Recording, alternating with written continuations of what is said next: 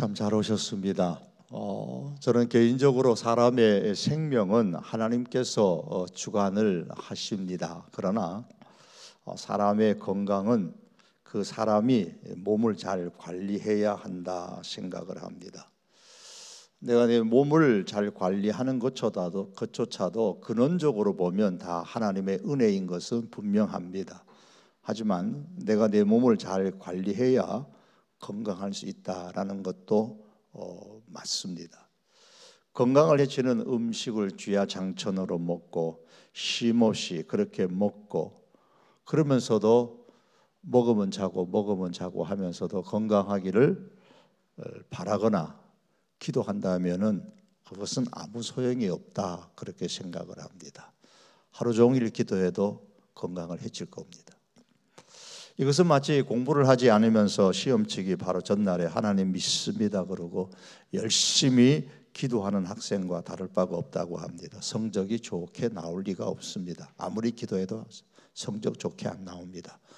답이 훤하게 그냥 영안으로 보이진 않습니다. 물론 열심히 몸을 잘 관리한다고 해서 생명이 장수한다고 보장할 수는 없어요. 제 주변에서도 열심히 운동도 하고 하시는데 저보다도 젊으신 분이 일찍 돌아가신 분들도 계시더라고요. 생명은 내가 어떻게 할 수 있는 문제가 아니기 때문에 그렇습니다. 그렇다면 사람이 하나님의 백성이 되는 것은 우리의 노력이나 선택이 아니라 전적인 하나님의 은혜입니다. 하나님의 소관입니다. 하지만 하나님의 백성으로서 복 있는 삶을 사느냐 하찮은 삶을 사느냐는 것은 내가 선택해야 할 문제라고 생각합니다. 물론 건강의 문제나 공부의 문제와 다른 점이 있다면 건강하려고 열심히 노력하더라도 건강을 해칠 수도 있고요. 때로는 공부를 잘 하려고 열심히 했는데도 그날의 어떤 컨디션 등등으로 인해서 시험을 망칠 수도 있습니다. 그러나 본문에서 하나님께서 하나님의 백성 앞에 놓아두신 복과 저주는 언약적 관점에서 이해를 하면 건강의 문제나 공부의 문제와는 조금 다른 면이 있습니다. 하나님과의 언약 속에서 하나님의 뜻을 어긴 자, 즉 하나님과의 언약을 깨트린 사람에게는 하나님의 심판이, 하나님의 저주가 주어진다는 것은 정당한 것입니다. 열심히 건강하려고 운동을 했는데 오히려 그것이 건강을 해치면은 그건 정당한 건 아니잖아요. 하지만 하나님과의 언약을 깨트리는 사람에게 하나님의 심판이 주어지는 것은 지극히 정당한 겁니다. 사람과 사람과의 약속에 대해서도 어느 한쪽이 일방적으로 그 약속을 깨트린다면 그 약속의 내용에 따라서 어떤 불이익을 약속을 깨트린 사람이 받아야 한다는 것은 정당한 것이죠. 오늘 26절의 말씀입니다. 내가 오늘 복과 저주를 너희 앞에 두나니. 하나님께서는 선택해 주신 하나님의 백성 앞에 복과 저주 이 두 가지를 놓아 주셨다고 하셨습니다. 여기서 저주라는 단어의 의미는 가볍게 여긴다, 경시한다, 하찮게 만든다, 하나님의 심판을 받는다, 징벌을 받는다 등등의 여러 가지 의미로 사용됩니다. 앞서 말씀드린 것처럼 하나님의 언약적 관점에서 볼 때에 하나님께서는 하나님의 사람 앞에 복과 저주를 놓아 두셨습니다. 언약적 관점이라고 제가 이렇게 강조하고 표현하는 이유는 언약을 깨트리면 시스템적으로 저주예요. 언약을 지키면 시스템적으로 복입니다. 언약이기 때문에 이건 정당한 거예요. 시스템적으로 그렇게 움직이는데 그건 정당한 겁니다. 왜냐하면 이미 언약을 할 때에 그렇게 할 것이라고 쌍방이 모두 약속을 했기 때문입니다. 그럼에도 불구하고 언약을 깨트리느냐 지키느냐는 문제가 내게 달린 것처럼 복과 저주의 문제 역시 내가 선택해야 될 문제입니다. 복을 선택하든 저주 즉 하찮은 삶을 선택하든 내가 선택해야 됩니다. 나는 평생에 하찮은 삶을 살 거야. 나는 복 있는 삶을 살 거야. 말로만이 아니라 실제 삶 속에서 그것을 내가 선택하고 건강을 지키려고 애를 쓰는 것처럼 내가 애를 써야 된다는 말입니다. 하나님께서 하나님의 백성 앞에 두신 복, 그리고 저주는 어떤 때에 받게 되는 것일까요? 오늘 27절은 이렇게 말씀합니다. 너희가 만일 내가 오늘 너희에게 명하는 너희의 하나님 여호와의 명령을 들으면 복이 될 것이요. 하나님 여호와의 명령을 들으면 복이 된다. 그 반대도 같은 원리입니다. 28절이죠. 너희가 만일 내가 오늘 너희에게 명령하는 도에서 돌이켜 떠나 너희 하나님 여호와의 명령을 듣지 아니하고 본래 알지 못하던 다른 신들을 따르면 저주를 받으리라. 여기서 중심 단어 표현은 하나님 여호와의 명령을 듣지 아니하면입니다. 다른 신을 따르는 것은 하나님 여호와의 명령을 떠나는 것이잖아요. 즉 언약을 깨트리는 것입니다. 하나님의 명령을 듣지 않으면 쌍방간의 언약의 내용에 따라서 저주를 받습니다. 27절과 28절에 의하면 하나님의 명령을 들을 것인가 듣지 않을 것인가, 이 둘 중에 하나를 선택하는 것이 그 복을 받든지 저주를 받든지 하는 결과를 초래한다, 그렇게 말씀하셨습니다. 즉 복과 저주의, 복 있는 삶이냐 하찮은 삶이냐의 기준이 뭐냐? 하나님 여호와의 명령이다라는 겁니다. 복 있는 삶이냐 하찮은 삶이냐, 이것이 내가 어느 땅에 사느냐 어느 동네에 사느냐가 아니고 하나님의 여호와의 명령, 그게 기준인 겁니다. 자, 그러면 우리 자녀들을 양육할 때에 어느 학군이 좋은 데냐 학군이 나쁜 데냐, 여러분 그거 먼저 선택하기 전에 기준이 뭐예요? 하나님 여호와의 명령, 그게 기준이 된다는 겁니다. 여기서 오늘 먼저 생각하려고 하는 것은 성경에서 말씀하는 이 복의 개념입니다. 복을 알면 이 저주는 그 반대가 되겠죠. 이 복에 대해서 일전에 제가 말씀을 드린 기억이 있는데 아마 그냥 잊어버리신 분이 참 많을 거예요. 이 강사문이라는 분이 성경에 나타난 이 복에 대해서 쭉 연구를 했는데 구약의 복을 연구하니까 4가지가 있다 그랬어요. 그 복이라는 단어가 우리는 그냥 복 그러지만은 히브리어 단어로는 복이라는 단어가 구약 성경에서 네 가지 단어로 그렇게 나옵니다. 하나는 바라크라는 단어인데 축복하다라는 뜻입니다. 간단하게 말해서 성공이나 번영이나 장수나 뭐 이런 능력을 부여하는 이런 복이 바라크입니다. 두 번째가 토브라는 단어가 있는데 이건 물질적인 복으로부터 시작해서 정신적인 복에 이르기까지, 현세적인 복에부터 영적인 복에 이르기까지 모든 복의 범위를 다 포함할 때에 사용하는 단어가 토브라는 단어입니다. 샤바크라는 단어가 또 있습니다. 이 샤바크라는 단어는 물질적인 복에서는 사용을 안 합니다. 하나님과의 관계에서 영적인 복을 가리킬 때는 이 샤바크라는 단어를 사용을 합니다. 자, 이걸 다시 한번 말하면 바라크는 물질적 영적인 복을 다 취급하는 단어로 사용을 하는데 시대적으로 이스라엘이 바벨론 포로 이전에 사용했던 단어입니다. 영적과 신앙적인 면에서는 샤바크라는 단어가 이제 대치되고요. 토브는 물질적, 현세적인 복, 신앙적인, 영적인 복 모두 다 사용합니다. 사용하는 시기도 구약시대 전체, 바벨론 포로 이전과 포로 이후 전 시기 동안에 다 사용했습니다. 네 번째 단어가 아샤르라는 단어가 나오는데 이 아샤르 단어는 바라크라는 단어가 사라졌을 때, 언제요? 바벨론 포로 이후죠. 바벨론 포로 이후에 바라크라는 단어가 사라지고 그 대신에 사용했던 단어가 아샤르라는 단어입니다. 이 바라크가 주로 과거의 복을 언급하는 것이라면 아샤르라는 단어는 현재와 미래의 복에 대해서 언급할 때에 사용했던 단어입니다. 그래서 특별히 아사르라는 단어는 복을 주고 복을 받는 그런 의미보다는 어떤 복이 있는 그 상태에 머물러 있는 것을 의미합니다. 어떤 사람이 복의 상태에 머물러 있다, 그럴 때에 아샤르라는 단어를 사용합니다. 어떤 사람이 하나님의 복을 받았어, 그런데 그 복을 받아서 복의 상태로 지금 내가 머물러 살고 있어요. 그 복이 그 사람에게 지금 머물러 있어요. 그럴 때에 아샤르라는 단어를 사용하는데, 특별히 이 아샤르라는 단어가 신약으로 오면은 마카리오스라는 헬라어로 그렇게 바뀌어져서 사용됩니다. 이 마카리오스라는 단어가 가장 많이 사용되는 것이 어디냐면 대표적으로 사용되는 것이 산상수훈에 나옵니다.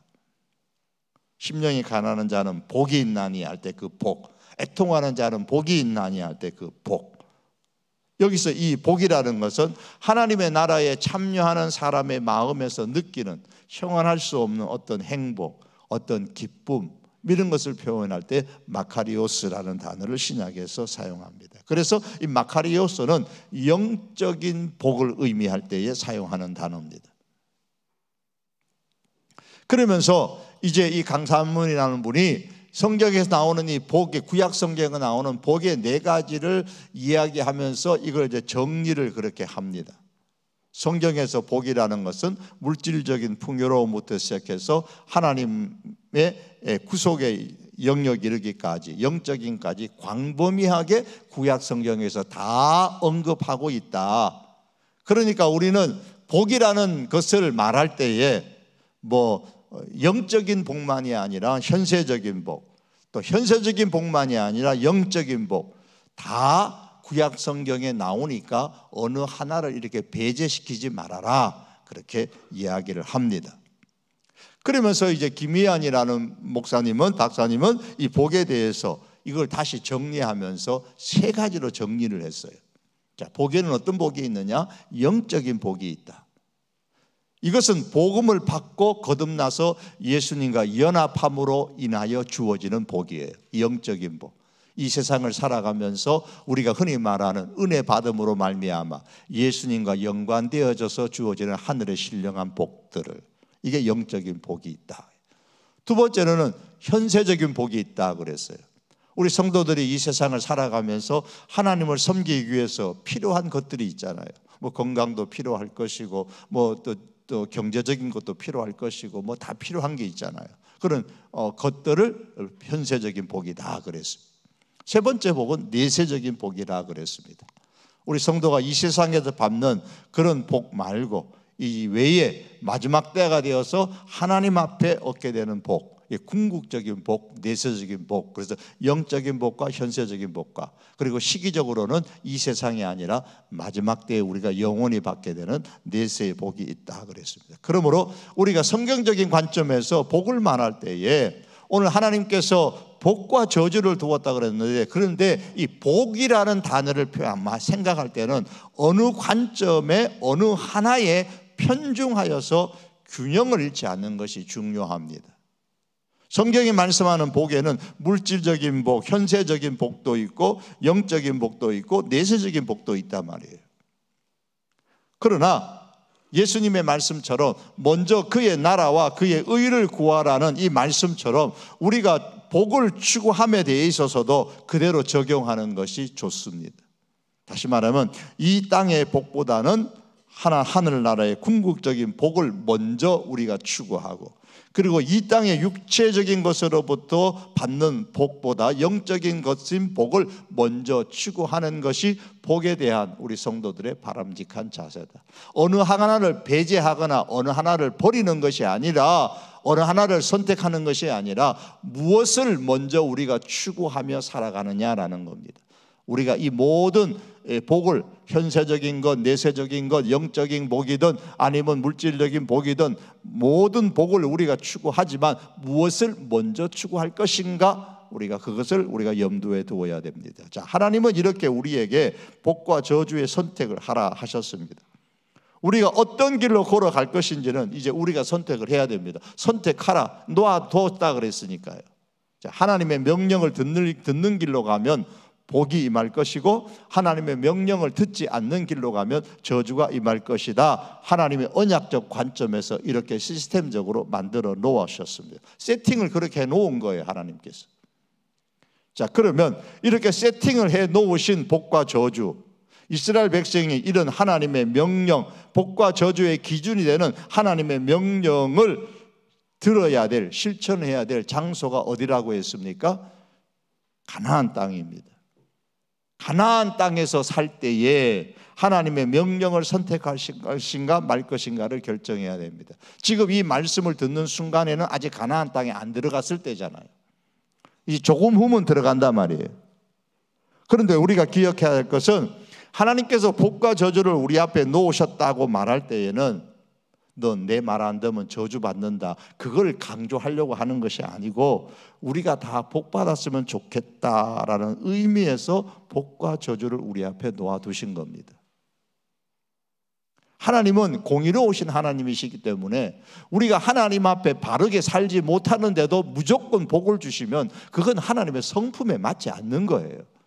그러니까 하나님은 공의로우신 분이기 때문에 너희가 가나안 땅에 살 때에 너희 앞에 내가 복과 저주를 두었으니 너희가 어떤 길을 선택할 것인지 택하라고 말씀하는 겁니다. 하나님 여호와의 명령을 선택하여 복받는 삶을 살기를 내가 정말 원한다. 그래서 가나안 땅에 가면 이런 신앙적인 퍼포먼스를 행하라 그러셨어요. 그게 29절에 보시면 30절에 나오죠. 네, 하나님 여호와께서 내가 가서 차지할 땅으로 너를 인도하여 들이실 때에 너는 그리심산에서 축복을 선포하고 에발산에서 저주를 선포하라. 자, 이것이 그러면 에발산과 그리심산이 어디 있느냐? 30절에 보면 이 두 산은 요단강 저 그러면서 모래 항수리 나무 곁에 아라바에 거주하는 가나안 땅 족속의 땅에 있지 아니하냐? 이 땅이 어디냐면 여호수아서에 보면 세겜 땅이에요. 가나안 족속이 살아가는 땅, 근데 그 세겜 땅은 가나안 땅의 중심에 있습니다. 그리심산과 에발산에서 축복과 저주를 선포할 그때에는 이제 이 말씀에 의해서 실제로 여호수아가 세월이 흘러서 가나안 땅에 들어간 이후에 여호수아가 여리고성 정복하고 아이성 정복하고 난 이후에 이 말씀에 순종하여서 세겜 땅에 가서 그리심산과 그리심산과 에발산에 가서 이 말씀대로 실천을 해요. 순종을 합니다. 그리심산과 에발산에서 축복과 저주를 선포할 그때에는 아직 가나안 땅을 정복하기 시작한 지 얼마 되지 않은 거예요. 겨우 여리고성 정복하고 아이성 정복했을 정도였습니다. 그리고 그 옆에 주변에 성경에 정확하게 기록되지 않지만 주변에 베델이라든가 주변에 그 정도를 정복했을 때였어요. 즉 가나안 땅에 가나안 7족속이 아직 그대로 살아있을 그때입니다. 그러므로 이스라엘 백성이 그리심산과 에발산에서 행하는 그 행동을 가나안 땅에 사는 가나안 족속들도 보고 듣고 아는 거예요. 저들이 왜 전쟁하다 말고 갑자기 저 세겜에 가가지고 저 이상한 행동을 하느냐? 유심히 보지 않았겠어요?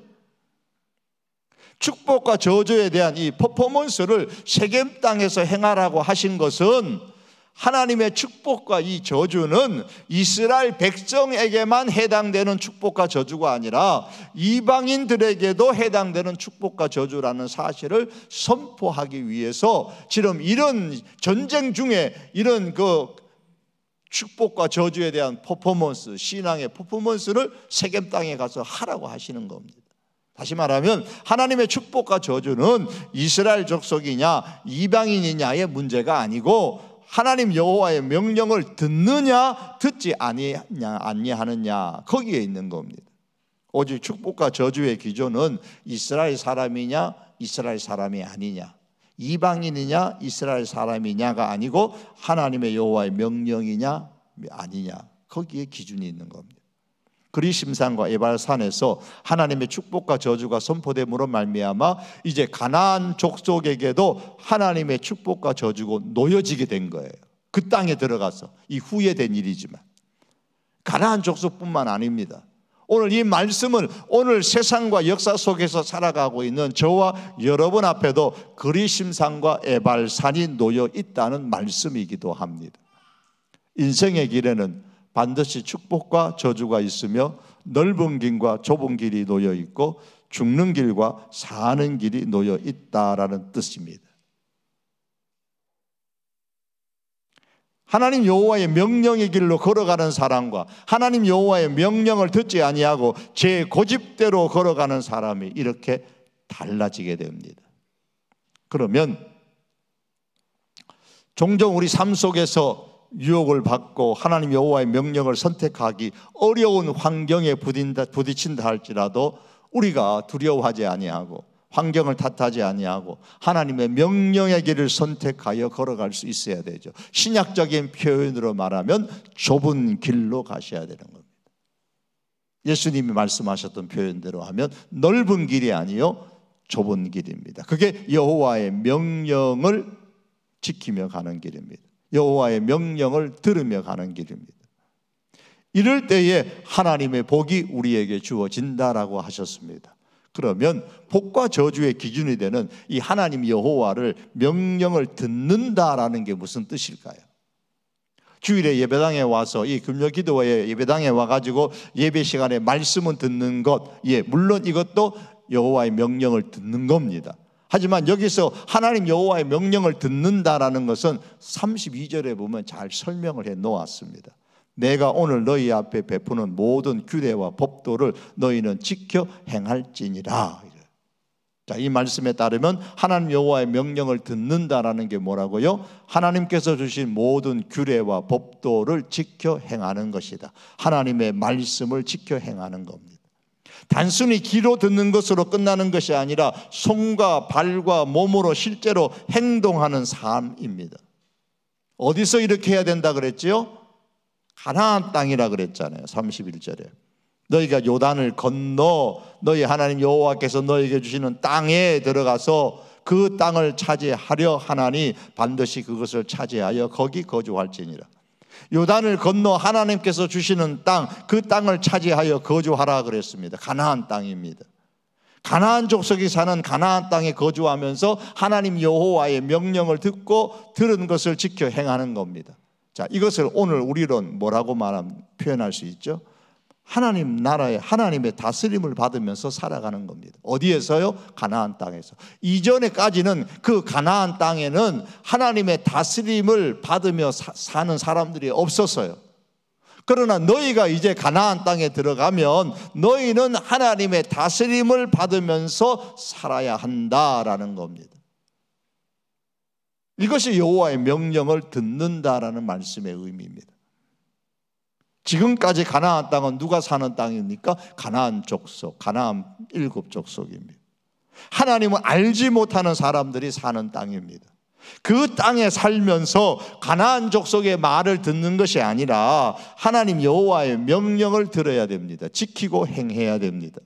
하나님의 통치와 하나님의 다스림을 받으면서 살아야 됩니다. 어디에서요? 하나님의 명령과 하나님의 다스림을 전혀 받아본 적이 없는, 생각도 하지 못했던 그 사람들이 살아가는 그 땅에 들어가서 너희는 하나님의 통치와 하나님의 다스림을 받으면서 그 땅에 살아라. 이게 신약적인 표현으로 하면 거룩한 삶이죠. 구별된 삶입니다.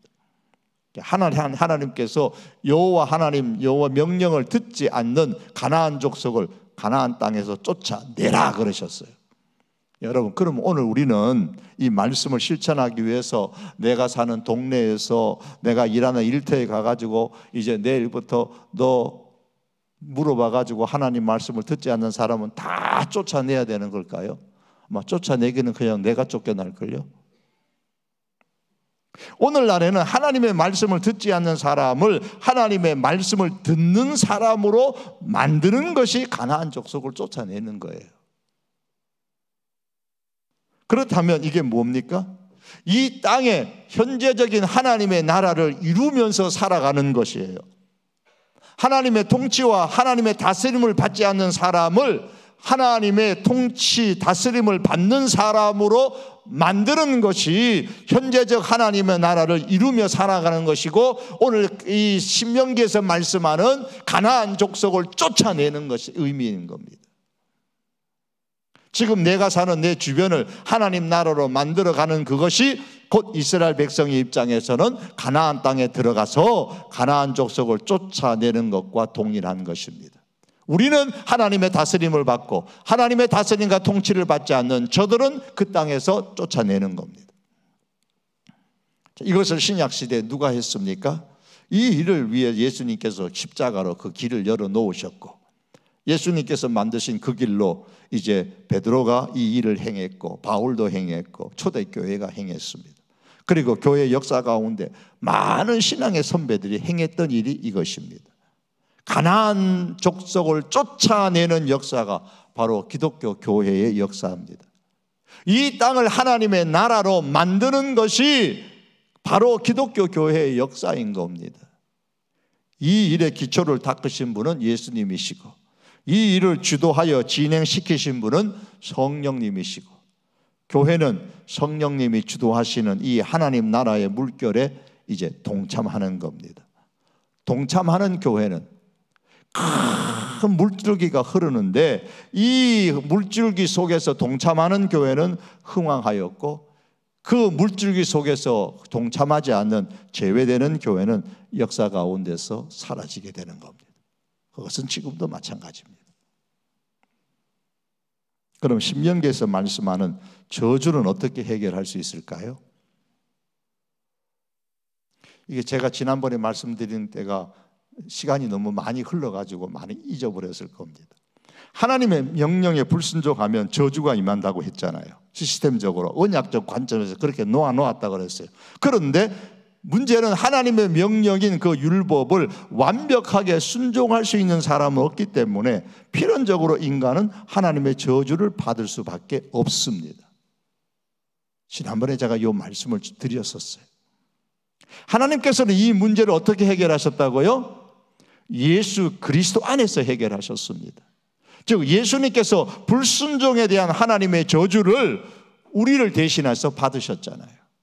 이에 대해서 갈라디아서 3장 13절은 말씀하죠. 그리스도께서 우리를 위하여 저주를 받은 바 되사 율법의 저주에서, 이 율법의 저주라는 게 그거예요. 하나님의 말씀, 이 율법을 어기면 너 앞에 저주를 놓았으니까 시스템적으로 저주를 받을 수밖에 없어요. 그게 율법의 저주예요. 율법의 저주를 받을 수밖에 없는데 예수님께서 그 저주를 우리를 위해서 대신 받고 우리를 속량했다 그랬어요. 그러면서 기록된 바 나무에 달린 자마다 저주 아래 있다 하였습니다.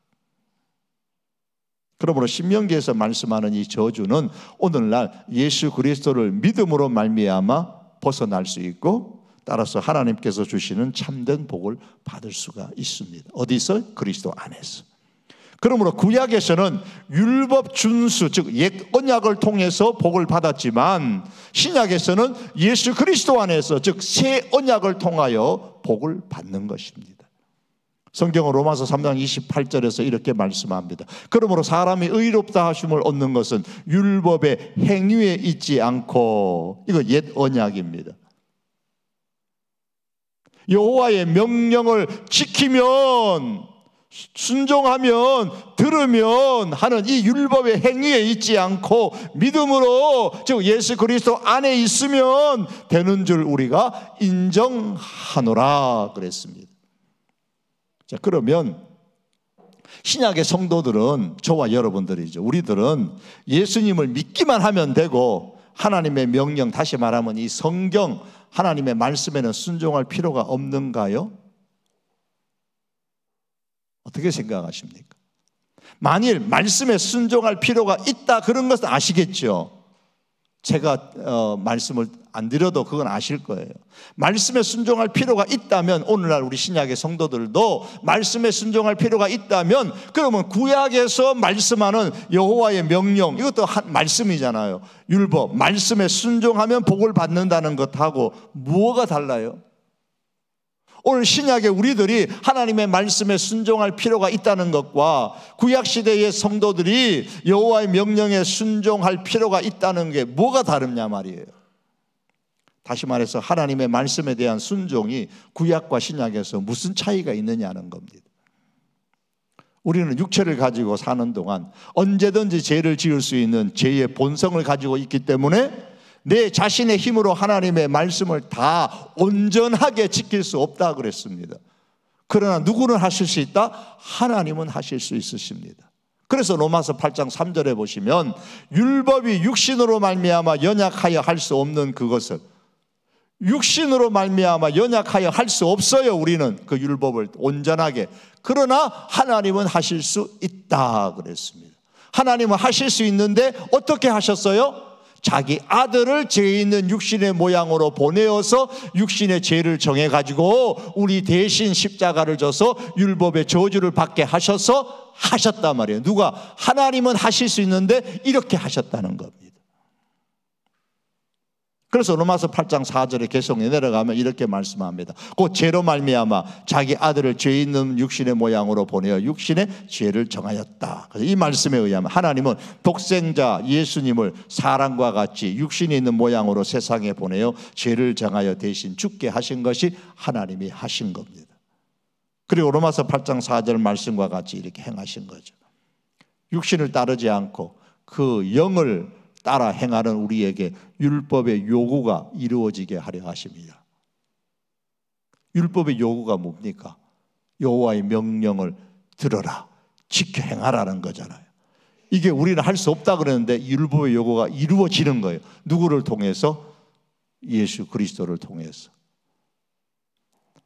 그 영을 따라 행하는 성령을, 예수님을 믿는 사람의 마음에 성령을 보내셔가지고 우리 성도 곁에서 그를 돕게 해주시는 겁니다. 이제는 예수 그리스도의 보혈의 은총으로 죄와 사망의 감옥에서 추록을 하자마자 누가 우리를 반기느냐? 성령님이 우리를 반기는 겁니다. 우리를 데리고 다니면서 너 참 잘 왔다, 내가 얼마나 너를 기다렸는지 모른다, 너 참 잘 나왔다, 그러면 이끌으시고 밀어주시고 이끌어주시고 도와주시고 하시는 것이 성령님이시죠. 그래서 이 영적 사회 속에서 떳떳한 영적인 사회인으로, 시민으로, 하나님의 백성으로, 하나님의 다스림을 받으며 살아가는 사람으로 살 수 있도록 해 주십니다. 성령님은 우리들이 그와 같은 일들을 할 수 있도록 영적인 힘을 우리에게 공급해 주시는 겁니다. 그러므로 믿음으로 의롭게 된 사람들은 내 자신의 힘이 아니라 성령을 통하여 하나님의 뜻에 따를 수가 있는 거예요. 즉 하나님의 말씀에 어떻게 순종할 수 있느냐? 성령께서 공급하시는 힘으로 말미암아 할 수가 있는 겁니다.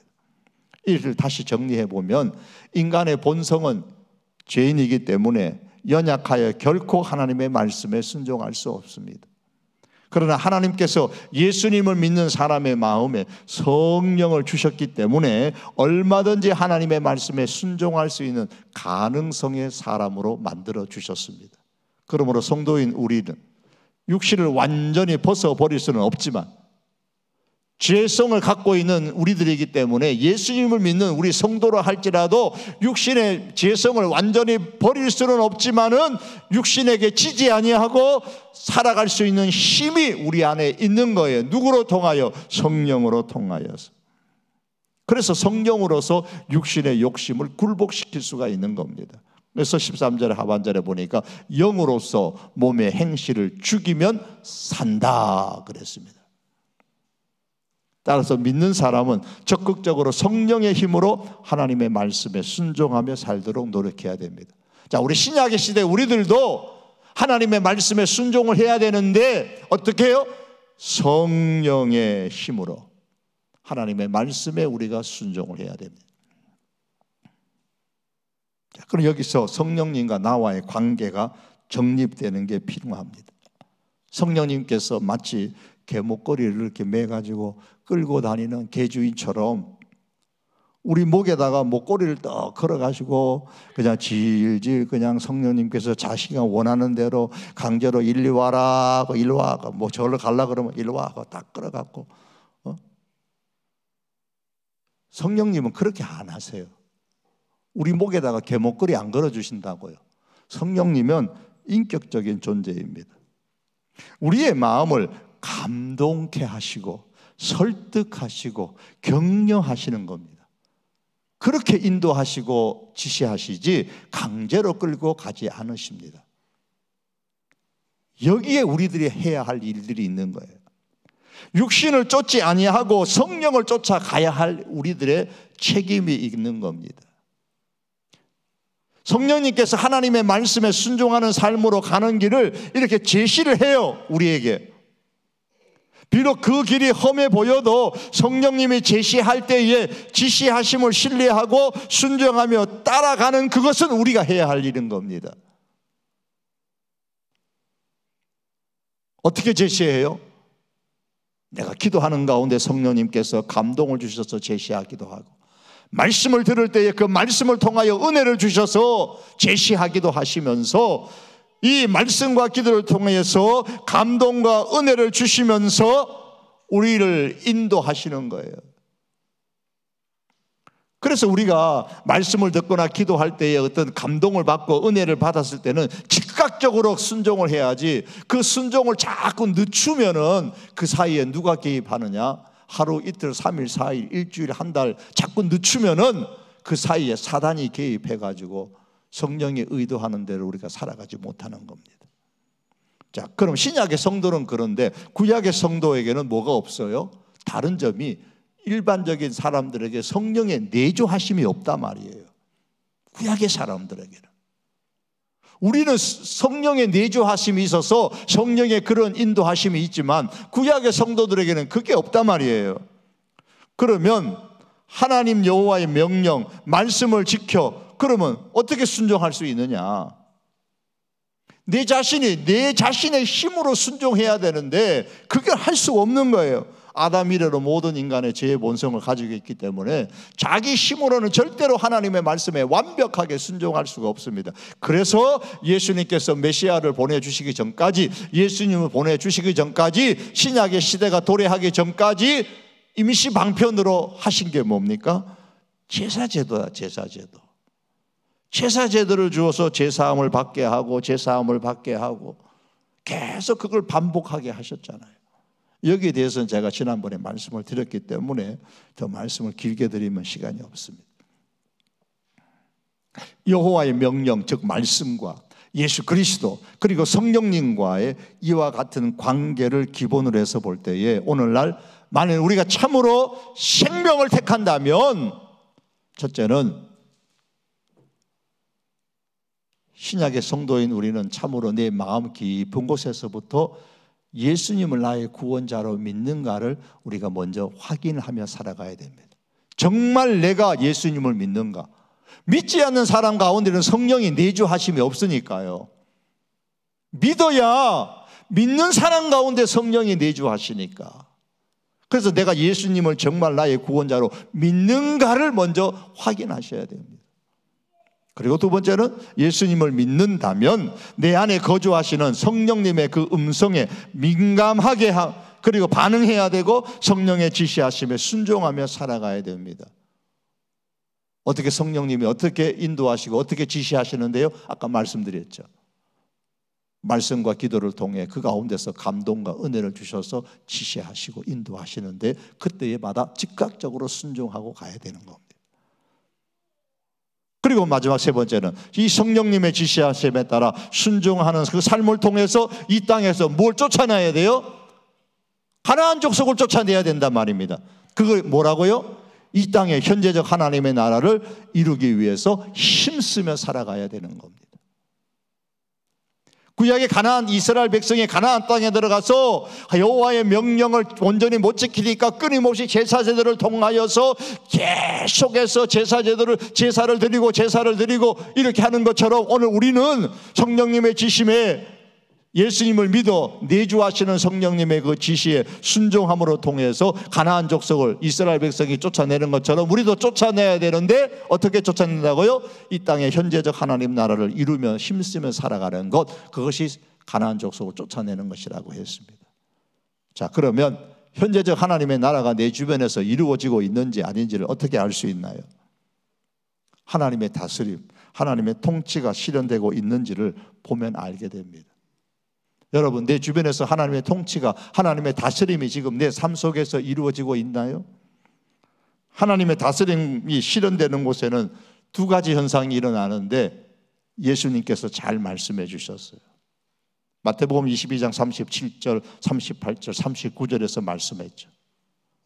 세상의 것보다 하나님과 관련된 것을 마음을 다하여 사랑하는 일이 먼저 일어납니다. 첫 번째요. 하나님과 관련된 것을 마음을 다하여 사랑하는 것, 이런 일들이 먼저 일어나는 겁니다. 두 번째는 내 자신이 선한 이웃으로 변하는 일이 일어납니다. 둘째도 그와 같으니 내 이웃을 내 자신과 같이 사랑하라. 선한 이웃, 내 자신이 선한 이웃으로 변하는 삶을 살아가게 되는 거예요. 그게 하나님의 다스림과 통치를 받는 거예요. 선한 이웃이라는 것은 나를 향한 하나님의 사랑이 동기가 되어져서 이제 그 나를 향한 하나님의 사랑에 내가 감동을 받고 은혜를 받아서 사람을 사랑하는 거예요. 그런 사람이 선한 이웃입니다. 선한 이웃은 그러면 어떤 사람에게 관심을 가져요? 예수님의 비유에 의하면 누구한테 관심을 가져갖고 선한 이웃이 됐죠? 누구한테요? 제가 하도 안 물어보니까 이제 답변을 안 하시네. 누구에게 선을 베풀어서요? 강도 만난 사람이잖아요. 예수님은 강도 만난 사람에게 선을 베푸는 사람이 선한 이웃이라고 하셨어요. 그렇다면 오늘 이 시대에 누가 강도 만난 사람일까요? 여러분 주변에 강도 만난 사람 누굽니까? 먼저는 영혼을 빼앗긴 사람이 강도 만난 사람이에요. 성경에서는 자기 물건 빼앗긴 사람이, 죽을 뻔한 사람이 강도 만난 사람이지만 오늘 이 시대에 영혼을 빼앗긴 사람이 강도 만난 사람입니다. 영혼을 뺏겼어요, 사단이라는 강도한테. 이들에게는 어떻게 선한 이웃이 돼요? 복음을 주는 사람이 바로 선한 이웃인 겁니다. 두 번째로는 정신을 빼앗긴 사람이 강도 만난 사람입니다. 이 땅을 살아가면서 정신을 빼앗긴 사람들 많아요. 스트레스를 받아요. 하는 일들이 제대로 안 돼요. 내 계획대로 안 돼요. 그것 때문에 스트레스 받고, 스트레스가 과도하면은 우울증에 걸리고, 정신적으로도 뭐 여러 가지 현상들이 일어납니다. 다 정신을 빼앗긴 사람들입니다. 이게 강도 만난 사람입니다. 이들에게 위로와 용기를 주는 사람이 바로 선한 이웃인 겁니다. 세 번째는 육체의 어려움을 겪는 사람이 강도 만난 사람입니다. 이들에게 육체적 도움을 제공하는 사람이 바로 선한 이웃입니다. 뭐 여러 장애인들도 있을 것이고 여러 육체적인 어려움을 겪는 사람들이 있어요. 뭐 병원에 있는 사람도 있을 것이고 그들에게 육체적 도움을 제공하는 사람이 선한 이웃입니다. 그래서 몸으로 봉사하여 그들의 생활을 개선하고 회복되는 데 도움을 주는 사람이에요. 산불이 났어요. 이재민이 생겼어요. 지진이 발생했어요. 지진으로 말미암아 많은 사람들이 어려움을 겪게 생겼어요. 자, 이 육체적인 어려움을 겪어요. 그들에게 육체적 도움을 제공하는 사람이 바로 선한 이웃인 겁니다. 이번에 여러분께서 우리 교회 많은 성도들이 힘써서 누군가의 병을 치료하기 위해서 마음을 다 합쳐가지고 연세 젊으신 분부터 시작해가지고 연세 드신 분에 이르기까지 힘을 다 하셨잖아요. 육체적 어려움을 겪는 사람을 위해서 여러분들이 선한 이웃이 되어 주셨잖아요. 이게 선한 이웃이 되는 거예요. 또한 네 번째는 경제적인 어려움을 겪는 사람이 바로 강도 만난 사람이에요. 이들에게 물질적 도움을 주는 사람이 선한 이웃입니다. 영혼을 빼앗긴 사람이요, 정신을 빼앗긴 사람이요, 육체적인 어려움을 겪는 사람이요, 경제적인 어려움을 겪는 사람이요. 이들이 오늘 이 시대에 우리 주변에 있는 다 강도 만난 사람들입니다. 이들의 상황에 따라서 적절하게 우리가 다가가는 사람들이 바로 선한 이웃인 겁니다. 예수 그리스도를 나의 구원자라 믿고 성령님의 감동하심에 순종하고 성령님의 지시하심에 순종하여서 이 땅에 하나님의 현재적 하나님의 나라를 이루는 이와 같은 일들을 하는 선한 이웃의 삶을 사는 사람에게 하나님께서 오늘 뭐라고 말씀하시느냐? 복을 약속하신 겁니다. 저와 여러분들이 이 복의 주인공이 될 수 있기를 주님의 이름으로 축복합니다. 기도드립니다.